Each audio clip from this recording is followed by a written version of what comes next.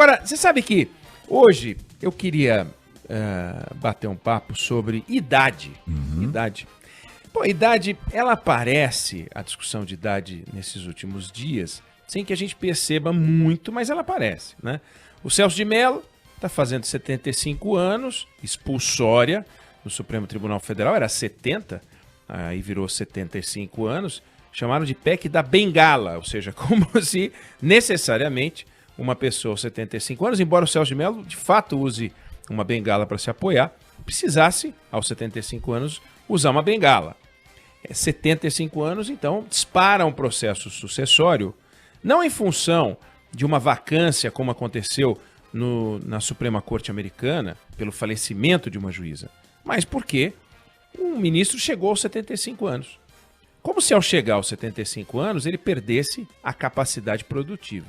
É assim que a gente desenhou, é assim que a gente quer, e era pior, porque era 70, o nosso desenho da mais alta corte brasileira, aonde a sabedoria deveria ser valorizada ao limite. Qual é o limite? O limite é a demência, o limite é a indisposição, o limite é a falta de capacidade, que não tem uma idade, né? Você chega aos 18 anos, você tem que se alistar. No ano em que você faz 18 anos, se for homem, né? Você, aos 16, tem que votar, porque arbitra-se que aos 16 e não aos 15, e também não aos 17, é que começa você a votar. O voto não é obrigatório até os 18, é opcional. Aí você ganha a maioridade absoluta aos 21, aos 18 você passa a cumprir algumas exigências, pode dirigir a partir dos 18, tem lugares do mundo onde a legislação é um pouco mais rigorosa, comprar bebida também, né, consumir a bebida e tal. Tem regras, tem idades para você se eleger senador da República, tem que ter no mínimo 35 anos, no caso do Brasil, ministro do Supremo no mínimo 35 anos, presidente da República também. Então, você tem algumas idades mínimas. Mas a ideia da idade máxima é algo que, com o tempo, considerando que a sociedade vai mudando e vai evoluindo e vai vivendo cada vez mais, a idade limite começa a ser discutida. Tem que ser discutida. Então, Celso de Mello, aos 75 anos, tem que dar tchau. Não importa se o caso dele esteja entre os que tem que dar tchau ou não, o fato é que ele tem que dar tchau. Se você vai para os Estados Unidos agora, a discussão da idade está presente. Você tem os dois candidatos mais velhos da história dos Estados Unidos. Quer dizer, não importa quem seja eleito presidente, seja o Trump, seja o Biden, teremos o presidente mais velho da história dos Estados Unidos. O Trump já era o presidente mais velho, aos 70 anos, eleito, né? E o Biden, se eleger, 78 anos de idade. Então, o tema idade está em discussão lá, está em discussão aqui. Lá com mais força, por causa desse recorde, né? Que o Biden pode bater e que o Trump pode bater, e que foi tema de discussão várias vezes nas eleições. Tem uma resposta memorável do Reagan quando ele disputou a reeleição, e ele disputava contra o Walter Mondale, que era bem mais novo do que ele. O Reagan tinha 73, se não me engano. E quando recebe uma pergunta do Biden, do Walter Mondale, sobre a idade dele, querendo que ele te explicasse algo sobre ser uma pessoa com mais de 70 anos, ele disse o seguinte: olha, eu não vou explorar, por razões políticas, essa questão da idade. Não vou explorar. Nem a juventude e nem a inexperiência do meu opositor. Foi uma resposta muito bem-humorada, muito inteligente. Obviamente ele planejou essa resposta, estava só esperando para discutir, para explorar esse tema. Mas a questão idade é algo que a gente tem que debater. Nós temos algumas regras, né? Torna-se grupo de risco a pessoa com mais de 60 anos para coronavírus. A pessoa com mais de 60 anos ganha alguns direitos na sociedade próprios do idoso, né? Então, temos o idoso de 60 anos, temos o idoso de 65 anos. Essa é a idade em que a gente pode considerar que a pessoa se torna idosa. E mais, ao chegar nessa idade, 65, 70 anos, 75, pouco importa, a pessoa perde o quê, né? Claro, se ele vai ser jogador de futebol, a gente começa a comentar a idade a partir dos 30 e poucos anos, já fala fulano de tal, apesar de ter 35 anos, né? Quantas vezes a gente escuta isso? Não na profissão do Felipe Bueno, que é goleiro. Os goleiros são mais longevos, né? Um goleiro de 40 anos pode estar no game, mas um centroavante de 40 anos é difícil, né, Felipe? Aliás, depois me permita contar uma história. Teve um amistoso ontem envolvendo a Ucrânia. Foi convocado um ex-goleiro, um goleiro aposentado de 45, Eneg, por causa do coronavírus, né? Então, é bem colocado isso que você falou. Goleiros de 40, 41, 42 são podem comuns. Estar na ativa. Agora o centroavante mais difícil. Tem, né? Difícil. Você pode ter uma homenagem, você pode ter num time um pouco mais sem recursos, mais modesto, né? Que pega aquele talento que já foi talentoso, não é? Um camarada que foi um talento aos 25, 26 anos. Quer dizer, até é engraçado que a gente às vezes vê no noticiário o garoto Neymar, e as pessoas lembram, gente, ele não é mais um garoto, ele já tem, quanto? 29? Vai chegar a 30. Acho que a Copa... Já vai fazer 30. Ele vai disputar como se ele fosse um velho, né? E aí tem algumas curiosidades, né? Você pega, 28 por exemplo, anos. 28, é isso mesmo. Vai fazer anos. 30, vai disputar a Copa com 30, é isso mesmo. Com 30. E as pessoas comentam, ó, já não é mais um garoto, né? E é interessante, você pega a idade média, por exemplo, no Supremo Tribunal Federal Brasileiro, 59 anos. Você vai para a Suprema Corte, onde as pessoas ficam até morrer, a média é 66 anos. Você tem um juiz na Suprema Corte que tem 82 anos. Tá lá, atuando, não pensa em sair. Né? A Ruth, que morreu há pouco, morreu aos 87 anos. Teria saído a 12, pela regra brasileira. Né? 12 anos. Nesses últimos 12 anos, ela se tornou uma das pessoas mais conhecidas dos Estados Unidos. Teve filmes sobre ela. É uma figura extraordinária. E aí a gente vai olhar a idade e o que as pessoas fizeram, com que idade fizeram, e tem algumas coisas muito curiosas. Por exemplo, saiu um estudo mostrando com que idade as pessoas conseguem produzir melhor ao abrir um negócio. E descobriram que uma pessoa com mais de 50 anos tem 2 vezes mais chances de dar certo do que uma com 30 e poucos. E uma pessoa com mais de 60 anos tem 3 vezes mais chance de acertar do que uma pessoa com 20 e poucos. Não é que a pessoa com mais de 60 anos só tem virtudes. Não, tem limitações importantes.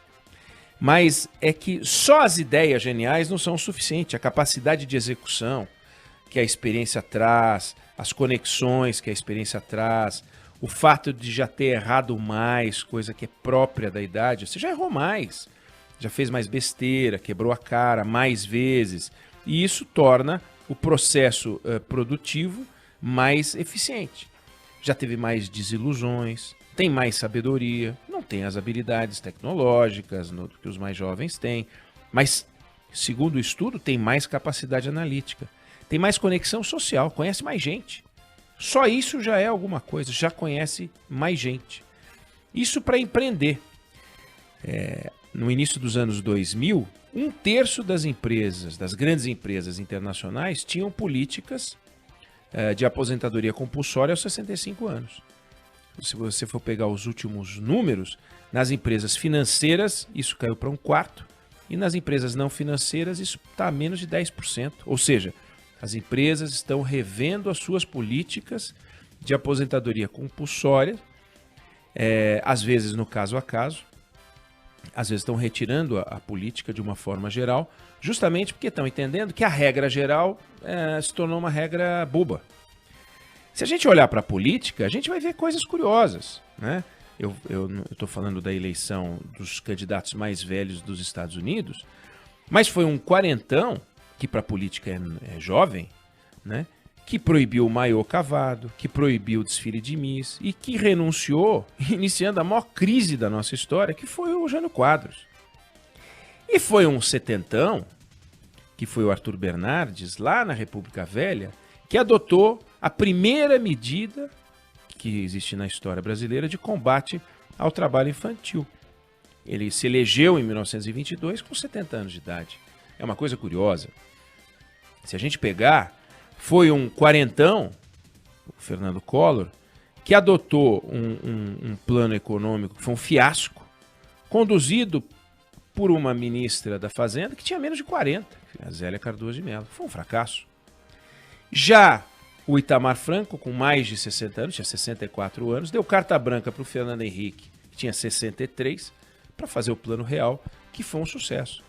Por falar nele, tá aí, Fernando Henrique com 89 anos, Michel Temer com 80 anos, Delfim Neto com 92 anos, pessoas que são ouvidas e entrevistadas em função da sabedoria. Ninguém vai chamar o Fernando Henrique, o Temer e o Delfim para correr a maratona, né? Para correr os 100 metros rasos. Não é para isso que eles estão aí. Mas a cabeça deles, a capacidade analítica, a sabedoria, o conhecimento, as próprias falhas, os próprios erros. O Delfim tem várias histórias para contar de erros que ele cometeu. Então, a chance do Delfim dar um conselho mais adequado, até pelos erros que ele cometeu, porque ele já sabe, já conhece os erros velhos, é melhor. Conhece mais erros velhos do que uma pessoa com 20 e poucos anos. E eu não estou aqui enaltecendo a idade. Eu só estou aqui trazendo esse assunto, porque eu acho importante, porque ele apareceu, ele está aí. Toda hora ele entra na discussão. E se a gente tiver a vitória do Biden, isso vai entrar forte, porque afinal ele tem que ter vitalidade para ser presidente dos Estados Unidos. Não é uma coisa trivial. E o seu oponente não é o Kennedy, o jovem Kennedy, né? O seu oponente é também uma pessoa que tem só 4 anos a menos do que ele, não é 20 anos a menos do que ele. E se a gente pegar o que era ser idoso em 1900, o que era ser idoso em 1950 e o que é ser idoso hoje, a qualidade de vida de uma pessoa hoje, acima dos 70 anos, é muito melhor do que de uma pessoa com mais de 50 anos atrás. E a de uma pessoa de 50 anos hoje mas é infinitas vezes melhor do que uma pessoa com 30 anos, 50 anos atrás. Então a medicina trabalhando a favor, a saúde trabalhando a favor de um modo geral, né? A medicina com seus amparos tecnológicos e a saúde com os cuidados, a prevenção, né? Pequenas reposições de vitamina aqui e ali, pequenos ajustes no estilo de vida, acabam transformando a vida dessas pessoas todas. Então chegar hoje como chegam aos 80, aos 90... e o número de centenários no mundo era uma piada e motivo para fez 100 anos, saia no Guinness, né? Hoje não sai no Guinness com 100 anos. Então é importante que a gente fique atento para isso, porque por trás disso, da mesma forma que há preconceito de gênero, da mesma forma que há preconceito de cor, da mesma forma que há preconceito, enfim, de orientação sexual, você tem o preconceito de idade. E até porque num processo desse de pandemia vem a história do grupo de risco de que eu falei na largada. Então o pessoal do grupo de risco que tem que ser protegido, os coitados, né? As pessoas com mais de 60 anos. Então é importante a gente olhar para isso, excepcionalizar aqui e ali casos em que você enxerga pessoas que realmente com uma certa idade estão muito frágeis.